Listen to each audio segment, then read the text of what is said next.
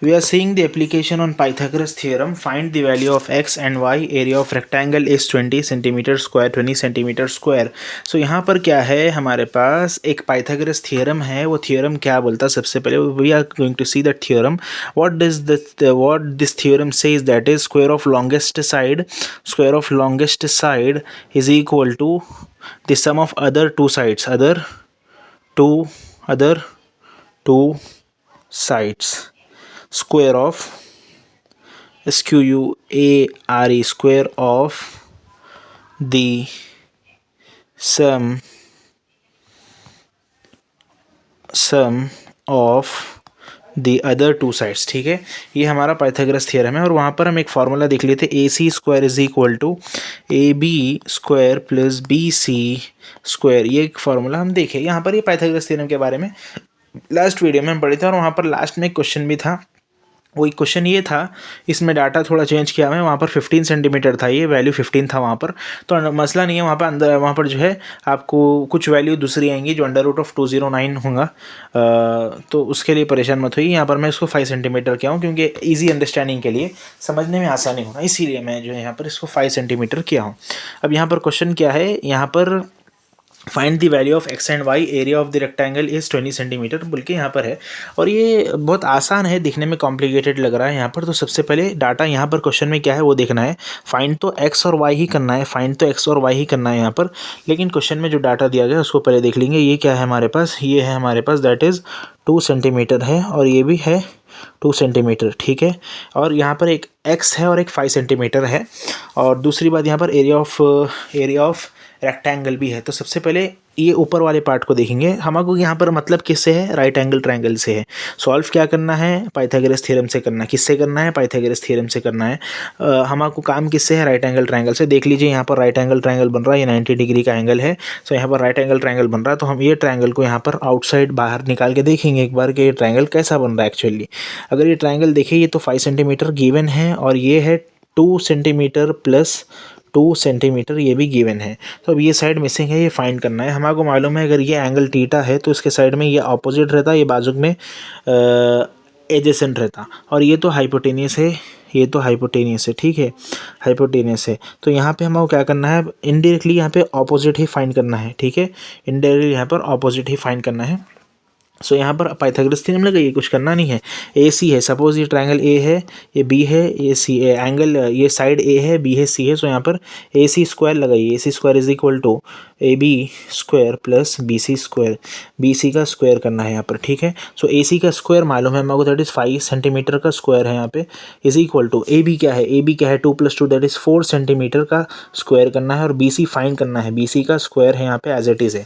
ठीक है, यहाँ पर अब क्या करना है, बी सी का स्क्वायर करना है. बी सी का स्क्वायर करने के लिए यहाँ पे 25 सेंटीमीटर स्क्वायर हो गए, is equal to 16 centimetre square plus B C का होल स्क्वायर है यहाँ पर. ठीक है, सो बी सी का होल स्क्वायर को एक साथ लिखेंगे, हम इधर साइड लिखेंगे, और 25 सेंटीमीटर का स्क्वायर करके ये प्लस 16 को अगर उस साइड मतलब 25 के साथ ला रहे हैं तो यहाँ पर ये -16 का सेंटीमीटर स्क्वायर हो जाता है. ठीक है, अगर प्लस को जो है अदर साइड दूसरी साइड पे ले जा रहे हैं, राइट से लेफ्ट या फिर लेफ्ट से राइट ले जा रहे हैं, तो वहाँ पर चेंज होता है.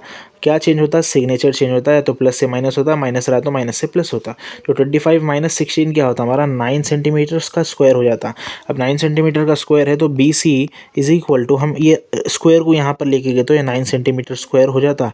ठीक है, बी सी को हम क्या लिख सकते हैं, B C is equal to √3 का स्क्वायर अलग लिख सकते हैं, फिर √ऑफ सेंटीमीटर का स्क्वायर अलग लिख सकते हैं. स्क्वायर रूट कैंसिल होने के बाद दैट इज़ 3 सेंटीमीटर.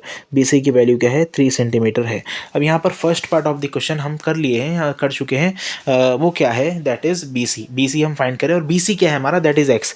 तो यहाँ पर हमारी indirectly x is equal to क्या है, 3 सेंटीमीटर है. एक्स की वैल्यू तो 3 सेंटीमीटर है. यहाँ पर हमको फाइंड और एक क्या करना है, यहाँ पर ये वाई फाइंड करना है.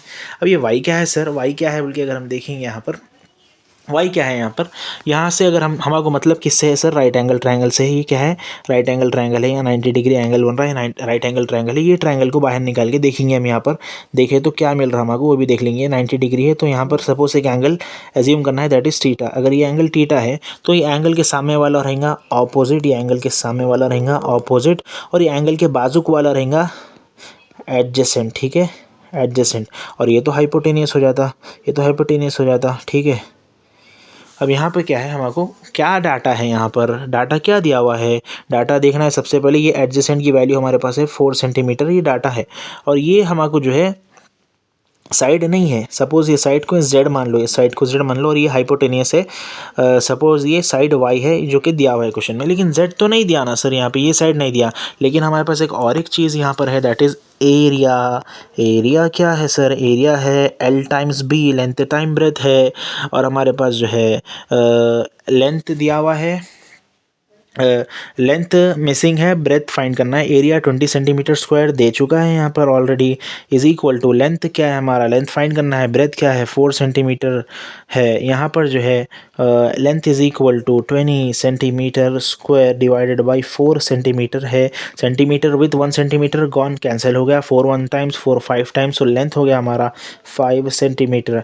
लेंथ क्या है हमारा 5 सेंटीमीटर है। सो अब लेंथ 5 सेंटीमीटर है तो मतलब क्या है, ये हमारा जो साइड आ गया ना, ये साइड जो आ गया ना, दैट इज़ 5 सेंटीमीटर, ठीक है। ये हमारा 5 सेंटीमीटर है। जब 5 सेंटीमीटर मिल गया, इनडायरेक्टली हमारे पास z is equal to 5 centimetre आ गया है यहाँ पे। सो यहाँ पर अब जो है हमको देखना क्या है, यहाँ पर देखना ये है कि z अगर 5 सेंटीमीटर है और ये जो बेस है हाइपोटेन अपोजिट 5 सेंटीमीटर है और एडजेसेंट जो है 4 सेंटीमीटर है, तो अपने को जो है हाइपोटेनियस क्या है। सो हमको मालूम है sir, AC square is equal to AB square plus BC square. AC क्या है, AC फाइंड करना है, that is y square is equal to AB क्या है, AB क्या है एडजेसेंट है, दैट इज़ 4 सेंटीमीटर का स्क्वायर, प्लस BC क्या है 5 सेंटीमीटर, दैट इज़ ऑपोजिट है 5 सेंटीमीटर का स्क्वायर है यहाँ पे। So y square is equal to 4 को 16 लिख सकते हैं हम, 4 square is 16 centimetre square, plus 5 को 25 लिख सकते हैं, that is centimetre square. Square जब होगा तो 25 हो जाएगा।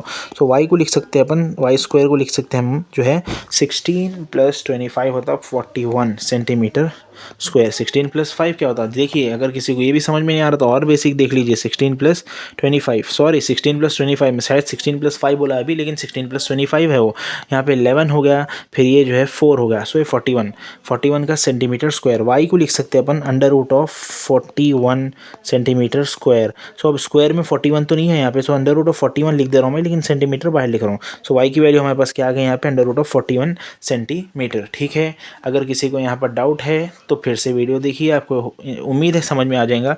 और ये इसका आप स्क्रीनशॉट ले लीजिए ताकि आपको सॉल्व करने में आसानी हो जाए। ये एक अच्छा सा एप्लीकेशन है पाइथागोरस थ्योरम पे, और ये एप्लीकेशन आपको और एक बार आएगा जब हम ट्रिग्नोमेट्री में देखेंगे, जब वहाँ पर भी कुछ चीज़ें हम यहाँ से फाइंड कर सकते हैं, जैसे sine theta, cos theta, tan theta, cosecant theta, secant theta and tan cot theta. और उसके अलावा भी हम जो है यहाँ पर कई रिलेशंस अप्लाई करके कई वैल्यूज़ फाइंड कर सकते हैं। तो यहाँ पर इसका आप स्क्रीनशॉट ले लीजिए। मिलते हैं नेक्स्ट वीडियो में, तब तक के लिए बहुत बहुत थैंक यू, शुक्रिया।